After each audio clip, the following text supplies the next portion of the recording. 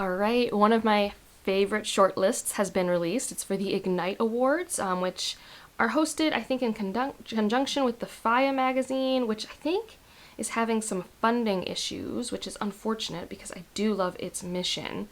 But regardless, I think Ignyte is separate enough, and they were discussing on social media that regardless of the fate of the magazine, the Ignites are going to keep going. And I think WorldCon is a sponsor of them right now. And this is an award where they have a jury pick the shortlist, and then it's popular vote on the shortlist. So that's really cool. I really like it. And they have rules for who can and can't be on the jury each year. So right now, I'll have the link to the list down below in my description. You can vote through August 16th. And they have links to different things and stuff like that. So yeah, and like as usual, this is typically a list that gives you insight into books that other lists have not been talking about, because since it has that jury step at the front, it kind of removes sometimes some of that popularity bloat. And so it's just really nice.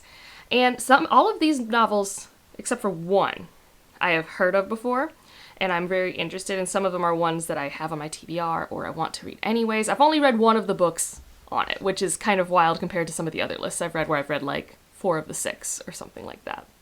So let's just, start with outstanding novel, work our way down.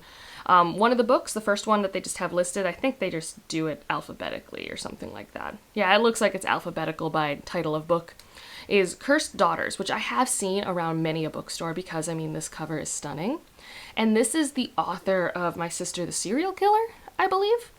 This is not a thriller like that. This is more, I think, probably magical realism, fabulism, adjacent general fiction sort of thing.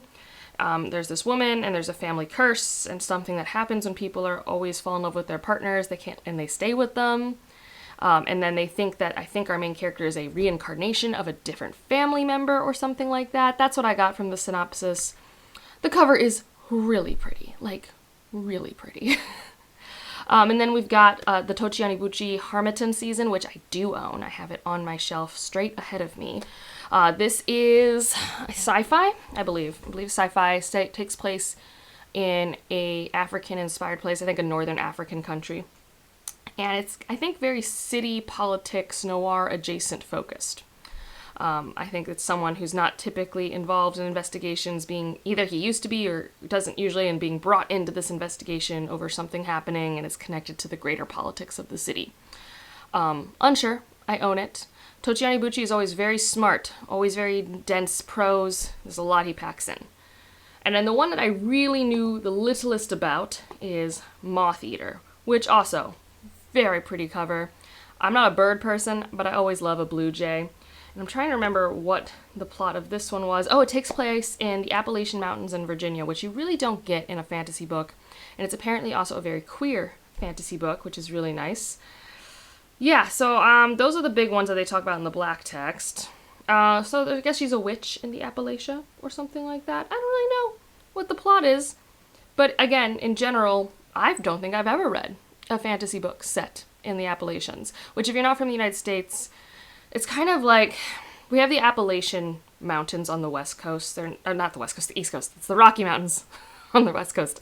And they're much older than the Rockies, so they're not as tall. And if you get between like Pennsylvania, West Virginia, Ohio, Virginia, like that kind of area, that's a little more Appalachian territory. And there's a lot of rich, disturbing U.S. history there, and how those people were used to mine resources, and then also how they were kind of used as the first people to be introduced to a lot of the opioid medicines. And it's an interesting place, I think, to always set a story because of its rich history. So yeah, and this has after her best friend dies in a coal mine. Yeah, I'm not surprised there's a coal mine involved with this. So yeah, I am interested in that one, and especially that cover is so pretty. One that's on my list that I haven't gotten to, but a lot of people have been singing its praises, is A Song of Legends Lost. This is a debut. It was on, I think the Locus debut list and things like that. And I'm cautiously curious about it. I think it kind of has one of your standard, big battle fantasy plots, around it. I'm sure it's more than that, but, when you read the synopsis of the back of the book, it's kind of one of those standard fantasy synopsis where I'm I have no idea what this is about. When you read the back of Way of Kings, I'm I don't know what this is about. There seems to be opposing forces, such as like stuff like that. But a lot of people have been really enjoying this, and I do think for epic fantasy, this is the biggest standout we've had in a while. And then, of course, the one I have read, the one that recently won the Nebula, The Buffalo Hunter. Yeah, I mean, I'm just so happy that it's getting all the accolades it deserves in award season, especially just because, like, I just love Stephen Graham Jones's works and projects and things like that, so I'm really happy to see it on the list. I'm going to skip young adult and middle grade because I don't know anything about those books. It's just I'm not that reader. What is really cool about this section is I'm pretty sure, at least in the past, they use actual like young adult people in a conjunction with adults to put the list together to try and actually curate a list that is meant for young adult or middle grade readers. So if you're someone who has those readers in your life, I would actually really advise you and them to explore this list and see if there are any stories that intrigue them, because this is like curated by both adults and people in the intended age range, which is very unique to this award, if they still do it. Because other awards, it's typically adults, always. And like adults try, but like especially for like the Lodestar, we're really bad at it. So down to novella, we have Audition for the Fox, which I really liked the cover of, and it kind of has to do with the trickster nature of the fox and things like that. Descent was on the Nebula, and I couldn't really find a summary of it because it's just, I think, in Clark's World. So you can just like read it for free right now if you click on that link. But I just know this author from, like, what else? I've read other things from this author. I'm like pretty positive that I have. Let's see. Yes, he wrote Shiggity and the Brass Head of Obalfalu, and I just got the Fist of Memory as an ARC on my Kindle. We have Psychopomp and Circumstance, which is a Reconstruction era historical fantasy with this woman who's trying to prove that she can kind of do this kind of like ritual of passing, I think, in their family. So it has like, you know, a really fun, I think, historical setting attached to it. It has this little mystery and tension, and then the classic kind of young adult coming of age story of like you're holding your own. Like, I wouldn't say it's a young adult novel, but kind of that when you're in your 20s and trying to prove yourself in your family sort of thing. And then I do not know what the Iron Below remembers, but it is a Neon Hemlock, which is a great publisher for a lot of novellas. So actually, let me click on that. What is really nice is as you go through this list, you can click on the links, and it'll take you right to, if it's available, the bookshop.org link. So this one is in the British Isles. Oh yeah, I forgot. This one had a really interesting premise where, so it's an alternative history where the British Isles were kind of, instead of Britain becoming the empire, South Asia kind of became the empire, so they have more of an influence there. And someone's dating like a superhero, kind of like a la Superman. And they're trying to, like, it says, equal parts pulp caper and metatextual academic text. This novella leans as heavily on footnotes as it does on explorations of queer romance and, like I said, an alternative historical setting. So that one just seemed like very unique, just very original, a lot of unique, innovative ideas there. I mean, I don't know, innovative is the right word, but there's just a lot of things that I haven't seen together in the same pot. And then, of course, The River Has Roots. Here she is. She's been everywhere. Probably the most seen book on all of the awards lists. I still think she's fine. She is a solid 4 out of 5. I don't know. I just feel like so many people act like they've never read a novella before they've read The River Has Roots. And I get confused. Outstanding Novelette I was excited about because it actually had a few that I've read that I feel like should have been on some awards lists, so that was like really exciting. And then it reminded me of some that I still need to read that have been on other lists. So for example, Human Voices. It has not been on any list, and I am pretty sure this is the one I'm thinking of. Yes. So back in December, I was starting to catch up on reading short fiction with my Patreon, and this was the first one I read.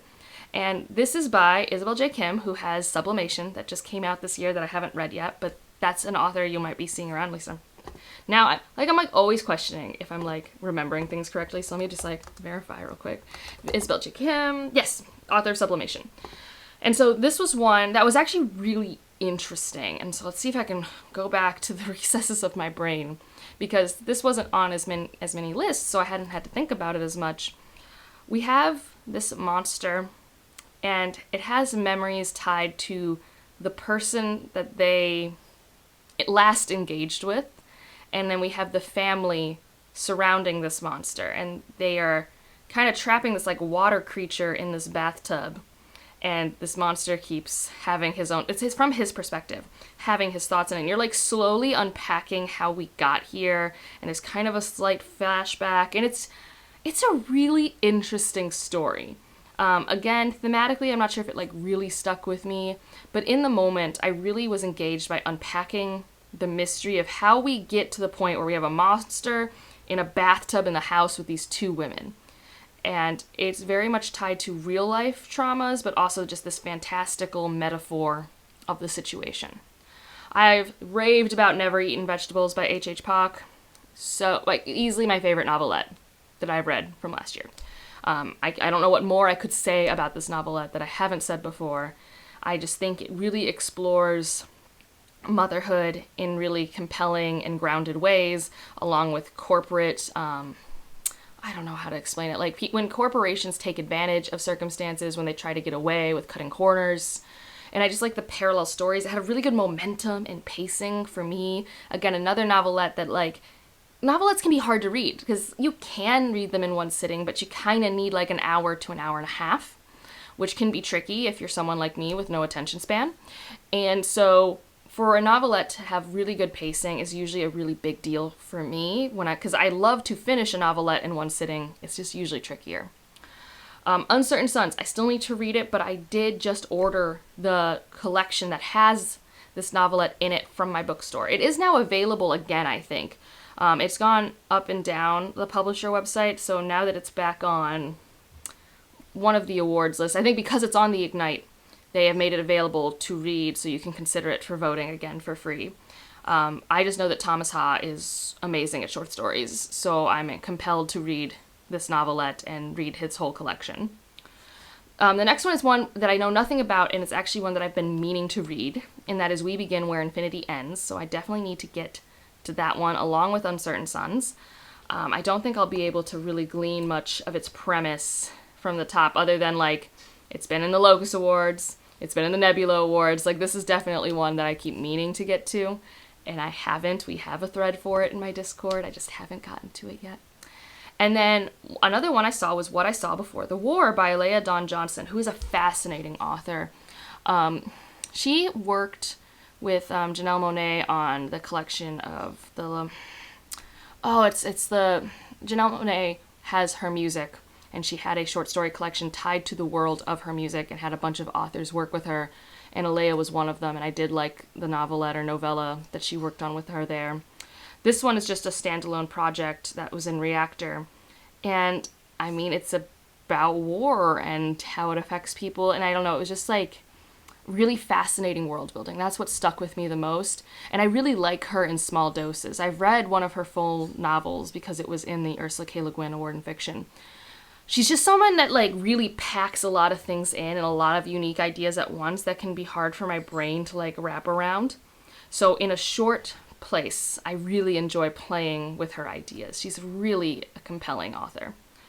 And then short stories, I actually don't know that many of these, which is really exciting. Like, it's just so exciting to be exposed to other stories. So I do need to get to some of these. And I really appreciate that they're from presses I don't normally get to read. Like, Clarkesworld is so good. Like, I have so many of my bangers from Clarkesworld. It's a combination of they're really good at curating, and Clarkesworld, you're going to get probably the most exposure, so people are trying to send their best stuff to Clarkesworld. I'm sure it's something that feeds itself. But here we have Nightmare Magazine, Strange Horizon, something called Will This Be a Problem, Fantasy Magazine, and Diabolical Plot. So I really appreciate the diversity of imprints this is exposing me to.